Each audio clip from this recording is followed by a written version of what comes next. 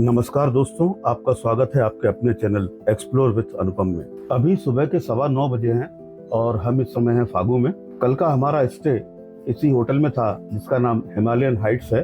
NH5 से लगा हुआ ये होटल लोकेशन के लिहाज से बहुत बढ़िया है। काफी बड़ा पार्किंग एरिया भी है। रूम्स तो इनके अच्छे हैं ही, जो मैं आपको दिखा भी चुका हूँ। फूड क्वालिटी भी बढ़िया है। ओवरऑल देखा जाए तो इस होटल को स्टे के लिए कंसीडर किया जा सकता है। सुबह 8:45 बजे हम ब्रेकफास्ट के लिए नीचे रेस्टोरेंट में आ गए थे। ब्रेकफास्ट के लिए यहाँ बुफे लगा हुआ है। आप देख सकते हैं कि काफी डिशेस का ऑप्शन है। तो चलिए ब्रेकफास्ट फिनिश करके आगे के सफर की तैयारी करते हैं। चेकआउट के बाद हमारा लगेज तो नीचे आ गया है और कमल जी भी रेडी हैं।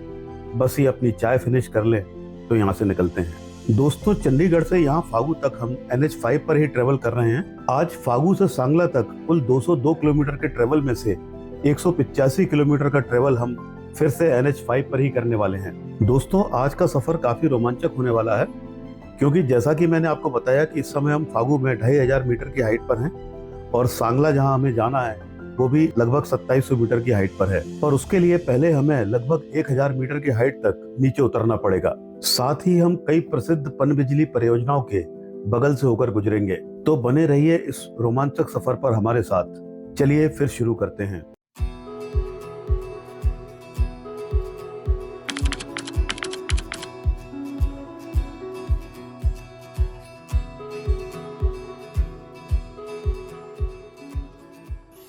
दोस्तों, 9:30 बजे हम फागू से निकल गए।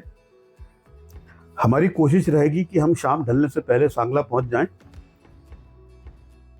फागू से रवाना होने के बाद सबसे पहला उल्लेखनीय कस्बा पड़ता है ठियोग, जो यहाँ से 10 किलोमीटर की दूरी पर है। वैसे तो ठियोग एक छोटा सा कस्बा है, पर एक महत्वपूर्ण रोड जंक्शन भी है, खासकर उन लोगों के लिए जो ऑफबीट लोकेशंस में इंटरेस्टेड रहते हैं। NH5 से अलग होकर यहाँ से रोहड़ू, कोटखाई, जुब्बल जैसी जगहों के लिए रोड निकलती हैं। दोस्तों, इस रास्ते पर हमने पहले भी कई बार सफ़र किया है, पर जाने क्या बात है कि ये हमेशा नया ही लगता है और कभी इस रास्ते से बोरियत नहीं होती। आसमान एकदम साफ है और तेज धूप खिली हुई है, इसलिए बंद कार के अंदर बाहर के मौसम को महसूस नहीं कर पा रहे हैं। वरना इस समय टेम्परेचर 3 डिग्री के आसपास है। जहाँ से हम आते हैं ऐसे गर्म मैदानी इलाके में इसे कड़ाके की ठंड कहा जाता है। सुबह के 10:30 बजे हैं और हम पहुंच गए हैं नारकंडा। नारकंडा एक छोटा लेकिन बहुत खूबसूरत गांव है। टूरिस्ट इंटरेस्ट के बहुत सारे स्पॉट्स हैं जिन्हें यहाँ विजिट किया जा सकता है। एक डिटेल्ड वीडियो नारकंडा के बारे में मैं अपने चैनल पर पहले भी अपलोड कर चुका हूँ, आप चाहें तो उसे देख सकते हैं। यहाँ का एलिवेशन 2700 मीटर के आसपास है और अभी कुछ दिन पहले ही यहाँ भारी बर्फबारी हुई थी। अभी भी यहाँ काफ़ी बर्फ पड़ी हुई है। यहाँ से आगे हम बहुत तेज़ी से नीचे उतरेंगे। अगले 65 किलोमीटर में हम रामपुर बुशहर पहुँच जाएंगे, जहाँ का एलिवेशन 1000 मीटर है। यानी अगले 65 किलोमीटर में हम 1700 मीटर का एलिवेशन लूज़ कर देंगे। अगर कैलकुलेट किया जाए तो हम हर किलोमीटर में लगभग 26 मीटर नीचे उतरेंगे। दोस्तों, लगातार नीचे उतरते हुए हम सतलुज के किनारे पहुँच गए हैं। अपनी यात्रा के उस हिस्से को मैं रिकॉर्ड नहीं कर पाया जब हम सतलुज के किनारे पहुंचे थे।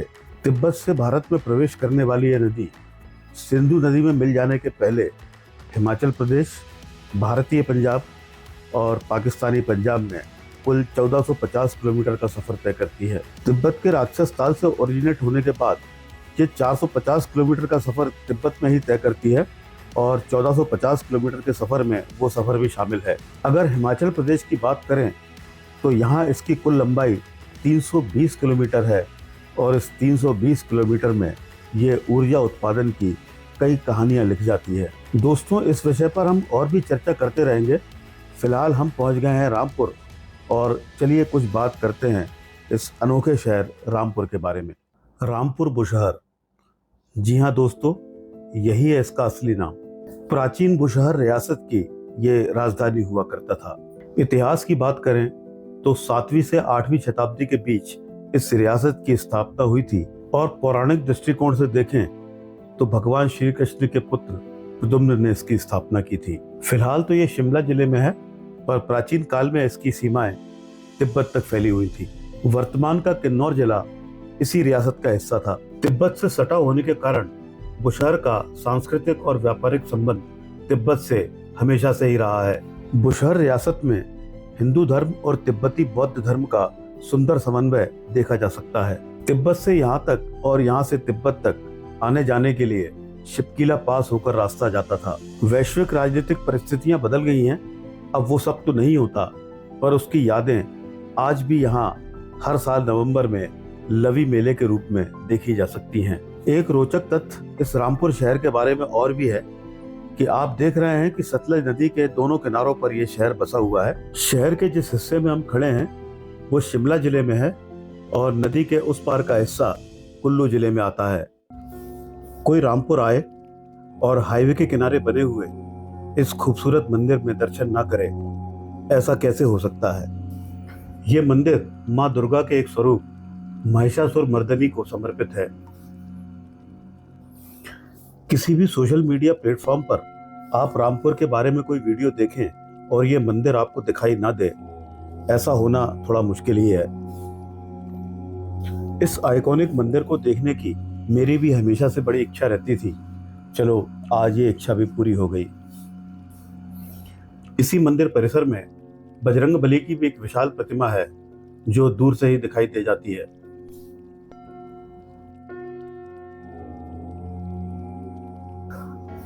रामपुर एक बड़ा और व्यस्त शहर तो है ही, साथ ही आसपास के क्षेत्रों के लिए व्यापारिक गतिविधियों का भी केंद्र है। जिस हाईवे NH5 पर हम सफर कर रहे हैं वो अब सतलज नदी के किनारे किनारे ही चलेगा।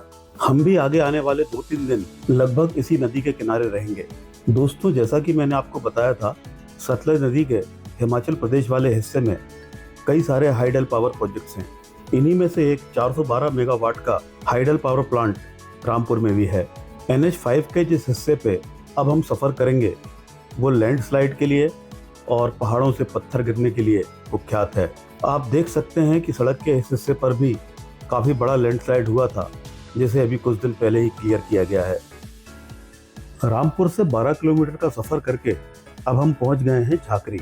सतलुज पर बने पावर प्रोजेक्ट्स में से एक यहाँ पर भी है जिसकी क्षमता 1500 मेगावाट है। इसे Nathpa Jhakri hydel power project के नाम से जाना जाता है। इस प्रोजेक्ट का पावर प्लांट तो यही झाकरी में है, पर डैम यहाँ से 45 किलोमीटर आगे नाथपा में है। डैम से यहाँ तक पानी एक अंडरग्राउंड टनल के जरिए लाया जाता है। दोपहर के 2 बजने वाले हैं और अब बहुत तेज भूख लगी हुई है।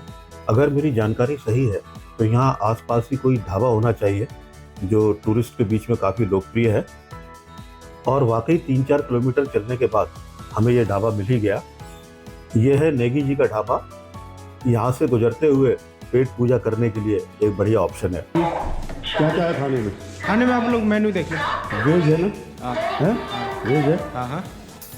इनके लंबे चौड़े मेनू में से हमने अपने लिए कढ़ी चावल और राजमा चावल ऑर्डर किए। फूड क्वालिटी तो चलो अच्छी है ही, सबसे बड़ी खासियत है यहाँ के वाजिब दाम और यहाँ काम करने वाले लोगों का मधुर व्यवहार। भरपेट भोजन और एक पानी की बोतल के साथ हमारा बिल बना कुल 140 रुपये। लंच करके हम रवाना हुए ही थे कि 10 मिनट में हम पहुँच गए ज्योरी। किन्नौर की तरफ जाते हुए ज्योरी शिमला जिले का आखिरी कस्बा है। ज्योरी को क्रॉस करते ही किन्नौर पहुँचने का एक्साइटमेंट अपने चरम पर है, क्योंकि यहाँ से 7-8 किलोमीटर चलने के बाद हम किन्नौर जिले में प्रवेश कर जाएंगे। मैं आपको बता भी चुका हूँ कि इस एरिया में लैंडस्लाइड और पहाड़ों से पत्थर गिरने की घटनाएं अक्सर होती रहती हैं, और आगे आने वाले रास्ते तो और खतरनाक हैं, जिन्हें भारत की सबसे खतरनाक सड़कों में से गिना जाता है। दोस्तों, ये पहला मौका है कि मैं रामपुर से आगे के इस क्षेत्र में ट्रैवल कर रहा हूँ। किन्नौर क्षेत्र के अनुपम प्राकृतिक सौंदर्य को निहारने की उत्सुकता तो मन में है ही, साथ ही उम्र के इस पड़ाव पर एक्सट्रीम वेदर और हाई एल्टीट्यूड को लेकर मन में कुछ आशंकाएं भी हैं। इन्हीं मिक्स फीलिंग्स के साथ हमने किन्नौर जिले में प्रवेश कर लिया है। एडमिनिस्ट्रेटिव पॉइंट ऑफ व्यू से तो हमने किन्नौर जिले में प्रवेश कर लिया है, बस थोड़ा सा इंतजार कीजिए, प्रकृति भी हमारा भव्य स्वागत करने के लिए तैयार है। अभी मैंने उत्सुकता के साथ आशंका की बात की थी। ये बात मैंने इसलिए की क्योंकि कुछ ऐसी मेडिकल कंडीशंस हैं जो मुझे एक्सट्रीम वेदर और हाई एल्टीट्यूड के लिए थ्योरेटिकली अनफिट करार देती हैं। ये चेक नाका है। यहाँ गाड़ी के डिटेल्स के साथ ही उसमें सफ़र कर रहे यात्रियों की जानकारी भी लिखवाना पड़ता है। विदेशी यात्रियों को तो यहाँ से आगे जाने के लिए परमिट भी लगता है। इन क्षेत्रों की यात्रा करने के लिए लाजमी है कि हर यात्री अपना एक वैलिड आईडी प्रूफ साथ लेकर चले। दोस्तों, हमने प्रशासनिक सीमा पर बना स्वागत द्वार भी देख लिया और पुलिस चेक नाका भी पार कर लिया। बर्फबारी प्रकृति की है। ये कुदरती प्रवेश द्वार किन्नौर में हमारे प्रतीकात्मक प्रवेश का स्वागत करता है, जैसे ये कह रहा हो कि इस रहस्यमय दुनिया में आपका स्वागत है जहाँ प्रकृति का सौंदर्य अपने चरम पर है। हालांकि यहाँ सड़क पर इतनी भी गुंजाइश नहीं है कि गाड़ी को कुछ देर खड़ा किया जा सके, और फिर भी यहाँ रुककर कुछ फोटोग्राफ्स लेने की इच्छा तो हर टूरिस्ट की होती है। तो आगे बढ़ने से पहले हमने भी ये रस्म अदा कर ही ली। इस जगह से 4 किलोमीटर आगे चलने पर आता है निगुलसरी। इस रास्ते पर चलते हुए किन्नौर जिले का ये पहला कस्बा है। ये क्षेत्र भी आए दिन होने वाले लैंडस्लाइड्स के लिए बदनाम है। ऐसा लग रहा है मानो ये एक्सकेवेटर लैंडस्लाइड के कारण ब्लॉक हुई रोड को क्लियर करने के लिए यहाँ परमानेंटली तैनात है। बस अब हम कुछ ही दूर चलते हैं और आ जाता है तरांडा माता का मंदिर। ये मंदिर माँ काली को समर्पित है। इस स्थान का नाम तरांडा होने के कारण इस मंदिर को तरांडा माता मंदिर के नाम से जाना जाता है। इस खतरनाक सड़क पर आए दिन होने वाले हादसों को देखते हुए स्थानीय लोगों ने माँ काली के मंदिर की स्थापना की सलाह दी थी।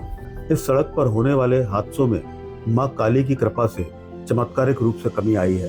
क्या ड्राइवर, क्या यात्री, क्या स्थानीय व्यक्ति, क्या टूरिस्ट, ये मंदिर सभी के लिए आस्था का केंद्र है। माँ काली के चरणों में शीश नवाकर हमने अपनी सुरक्षित यात्रा की प्रार्थना की और आगे चल दिए। दोस्तों, मंदिर से निकलते ही हम सड़क के उस हिस्से पर पहुंच गए जिसे तरांडा ढांक के नाम से जाना जाता है। भारत की सबसे खतरनाक सड़कों में से एक मानी जाने वाली इस सड़क पे एक तरफ खड़ी चट्टान है और नीचे गहरी खाई। ये रास्ता वास्तव में एक क्लिफ हैंगर की तरह है, जहां हर मोड़ पर दिल की धड़कन तेज हो जाती है और नीचे बहती सतलुज की गहराई डर और रोमांच दोनों को जगा देती है। यहाँ थोड़ी सी भी चूक भारी पड़ सकती है।